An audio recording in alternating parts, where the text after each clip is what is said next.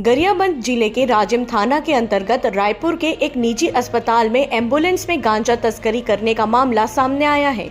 Rajim police ने ambulance से 30.5 kilo गांजा जब्त किया है। पुलिस ने मामले में वाहन चालक को गिरफ्तार किया है। इसके अलावा एम्बुलेंस में सवार ओडिशा के एक अन्य व्यक्ति को भी गिरफ्तार किया गया है।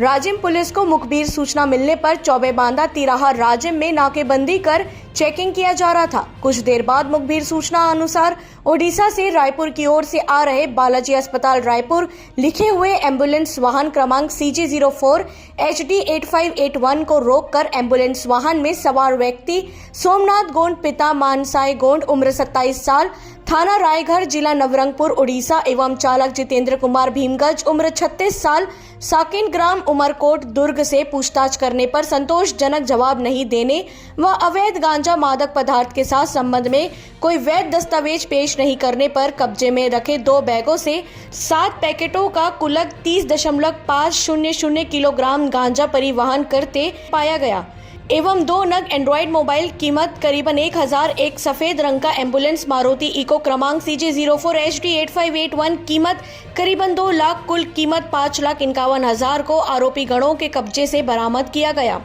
आरोपी गणों को नार्कोटिक्स एक्ट के तहत धारा 20 NDPS एक्ट के तहत न्यायालय में प्रस्तुत किया गया। 30/4/22 के शाम करीबन 6:30 बजे मुखबिर से सूचना मिला कि जो है उड़ीसा से रायपुर की ओर एक एम्बुलेंस वाहन में अवैध मादक पदार्थ गांजा परिवहन हो रहा है।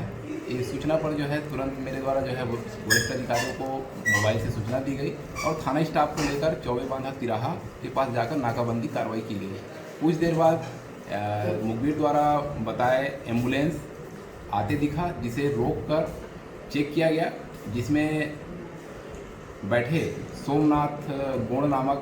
उड़ीसा निवासी के द्वारा रखे हुए 2 बैगों को चेक किया गया, जिसमें 7 नग पैकेट बना हुआ पैकेट प्राप्त हुआ, जिसमें गांजा मिला